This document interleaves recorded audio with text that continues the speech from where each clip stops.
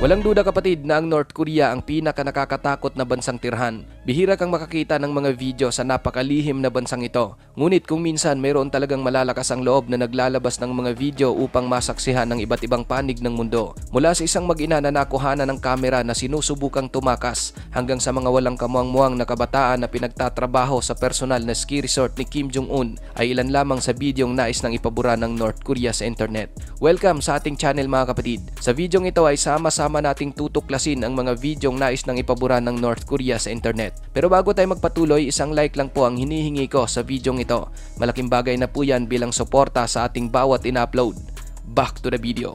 Una sa ating listahan ang inarestong Amerikanong ito. Prisoner number 429 ang tawag sa kanya sa North Korea. Ngunit ang kanyang tunay na pangalan ay si Kim Dong-chul. Isang American citizen at negosyante itong si Kim Dong-chul na ipinanganak sa South Korea. Aktibo rin siya bilang isang Kristiyano at noong 2015 pumunta siya sa North Korea para sa isang missionary work. Ngunit noong October 2015 siya ay inaresto ng North Korean police. Inakusahan siya bilang espiya ng Amerika sa kabila iyan ng walang kahit anong ebidensya. Noong March 2016, napilitan siyang pumunta sa isang press conference na inorganisa ng North Korea at doon napilitan siyang humingi ng tawad sa di umano'y pagnanakaw ng mga lihim ng militar at sa pagtatrabaho umano bilang espiya para sa Amerika at South Korea. Sa kabila kapatid ng pagkakaroon ng kawalan ng ebidensya, napilitang aminin ni Kim Dong-chul ang mga krimeng ito at matapos ang paglilitis naparusahan siya ng 10 taong hard labor at ipinadala sa isa sa kilalang work camp ng North Korea na kung saan maraming tao ang hindi nakakalabas ng buhay sa kampong yon. Sa kabutihang palad noong May 2018, nakipagkita si Mike Pompeo kay Kim Jong-un. Pagkatapos ng pulong, ilang mga bilanggong Amerikano sa loob ng North Korea ang pinalaya, kabilang si Kim Dong-chul. Sa kabuuan, gumugol ng 950 days sa loob ng North Korean camp si Kim Dong-chul. Base pa sa kanya, ang karanasan na iyon ang pinaka-nakakatakot na kanyang naranasan sa kanyang tanang buhay. Susunod sa ating listahan kapatid, ang babaeng North Korea na ito na peking nagmamando ng trapiko. Sa North Korea, binibigyan ni Kim Jong-un ang kanyang mga kababayan ng iba't ibang trabaho at tungkuling dapat gawin upang magsisilbing parang normal lamang ang kanilang bansa. Pangunahin itong ginagawa para magpa-impress sa mga dayuhang bisita. Halimbawa, ang bidyong ito na kinunan sa downtown Pyongyang. Mapapansing isang tao ang kumukuha ng video sa isang abalang kalye sa lugar. Ngunit sa sandaling napansin ng babaeng traffic controller na siya ay kinukunan, nagsimula na itong magpanggap na busy sa kanyang ginagawa. Mapapansin na kunwaring abala ito sa pagmamando ng trapiko.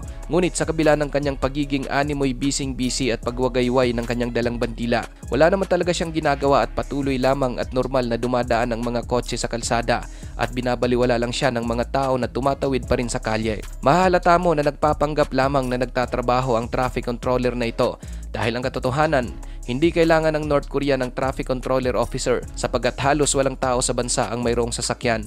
Kaya naman maraming nagtatrabaho roon kabilang ang mga sundalo ay madalas na nagkukumyot. Talagang kakaunti lang din ang sasakyan sa North Korea. Katunayan marami kang makikitang mga kabataan na madalas na ginagawang playground ng kalye. Ito naman kapatid ang isang nag-leak na video na kung saan tampok dito ang isang pamilyang walang matitirhan sa North Korea. Ang Pyongyang ang isa sa mga mas mayayamang lugar sa North Korea. Ngunit malinaw na hindi lahat ng nandoon ay may pera. Makikita sa bidyong ito ang isang homeless na babae kasama ang kanyang anak. Pareho silang sobrang payat at nakatira lamang sa isang maliit na barong-barong. Base sa babae kapatid, sa gabi lamang sila lumalabas upang maghanap ng makakain sa kung saan-saan. Hindi umano sila lumalabas sa syudad tuwing araw dahil sa takot na baka sila'y arestuhin at ipadala sa labor camp o ang mas masahol ay baka sila'y patayin. Ayon sa nasabing report, nakaka-depress na makita ang kahirapan na umiiral sa loob ng kabisera ng North Korea. Ito naman ang isang kumakalat na footage ng isang mag-ina na nagsisika para makatakas sa North Korea. Ang video na ito ay kinuha mula sa China. Sa kabilang dako ng lawa ay ang parte na ng North Korea. Ang makikita mong mga taong nagkukumpulan ay ang mga sundalong North Korean, samantalang ang makikitang nakatayo sa nagyayelong lawa ay ang isang ina at ang kanyang anak na babae. Kung titignan mong mabuti ang nasabing video, makikita na inaresto ng North Korean police ang mag-ina. Sinasabing nangyari umano ang insidente nang suhulan ng inaresto ang isa sa mga gwardya ng North Korean para makalusot.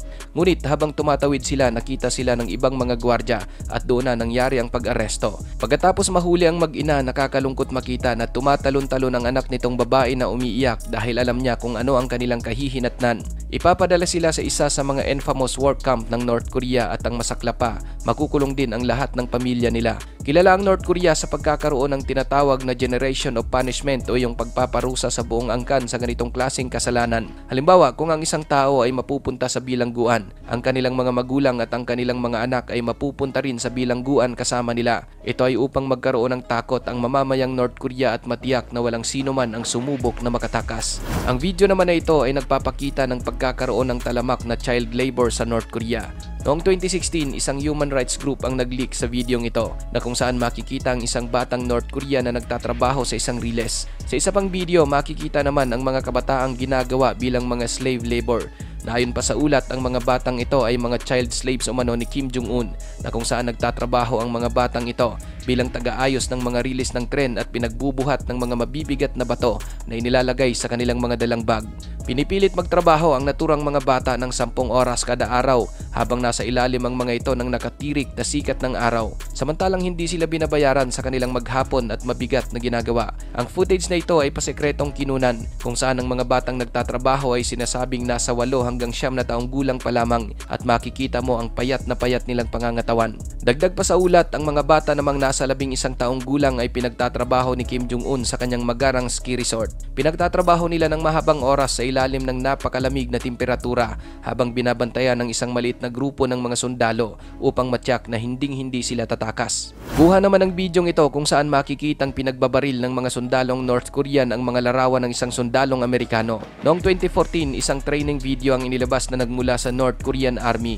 Makikita rito na pinapaputokan nila ang mga cardboard kung saan naroon ang larawan ng mga sundalong Amerikano. Kita rin sa mismong mga larawan ng helmet na may nakasulat na US. Nagpapahiwatig ito kung gaano talaga kinamumuhian ng mga North Korea ng Amerika. Sa isa pang nakakagambalang clip, isang batang sundalong North Korea naman ang makikitang tila pinugutan ng ulo ang isang tauhan ng US. Ginawa ito ng batang babae sa pamamagitan ng pagpukpok sa ulo ng isang effigy ng sundalo ng US. Ito naman ang isang video ng mga taong nagpupuslit ng pagkain sa North Korea.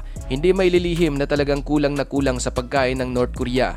Makikita mo ito at talagang mapapansin sa isang karaniwang mamamayan ng bansa. Karamihan sa mga tao rito ay masyadong payat maliban syempre sa kanilang supreme leader. Dahil sa kakulangan ng pagkain, madalas ditong nagkakaroon ng pagpupuslit. Halimbawa, makikita sa bidyong ito ang 2 tao na tumatawid sa Chinese border na nagpupuslit ng pagkain papasok sa North Korea.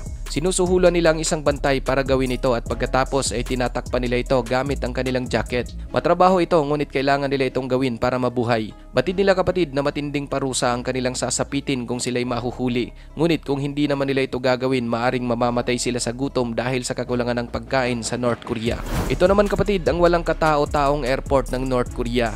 Sa unang tingin, aakalain mong inabandona ang airport na ito. Ngunit ang katotohanan, talagang ang airport na ito ang pinakaabalang airport ng North Korea. Hindi mo na kailangang mag-alala tungkol sa mahabang pila dahil wala talagang katao-tao kahit saan. Halos walang staff at kahit ang mga pasahero ay kakaunti. Hindi pinapayagan ng mga North Korean na umalis ng bansa kaya ang paliparan ay umiira lamang para sa mga dayuhang bisita. At common na rito ang mga pagkakataon na nag-iisa ka lamang sa eroplano. Ito naman ang isang video ng North Korean Army drill.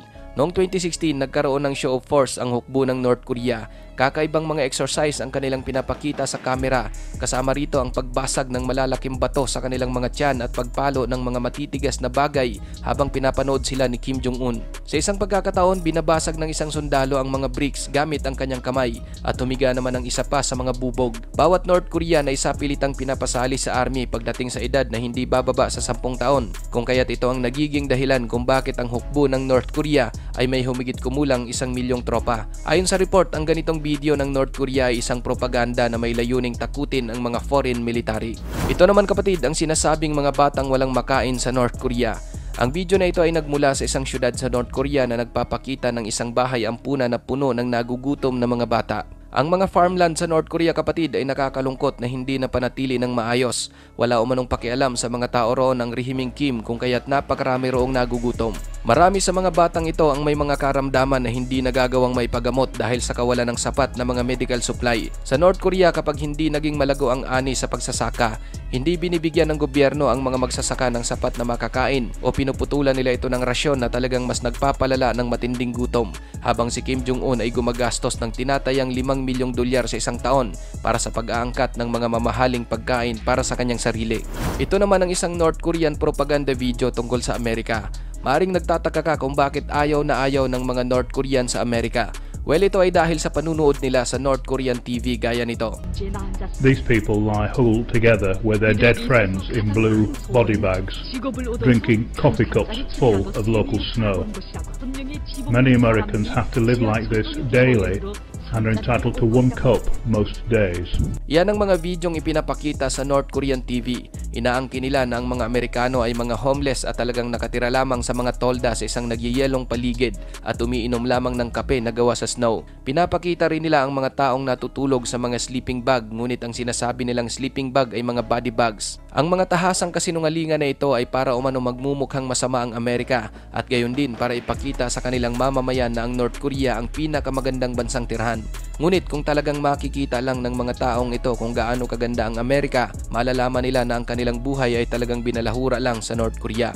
Nakakalungkot lang na ang pag-access sa labas ng mundo ay napakalimitado sa loob ng North Korea. Ikaw kapatid, ano ang masasabi mo sa bidyong ito?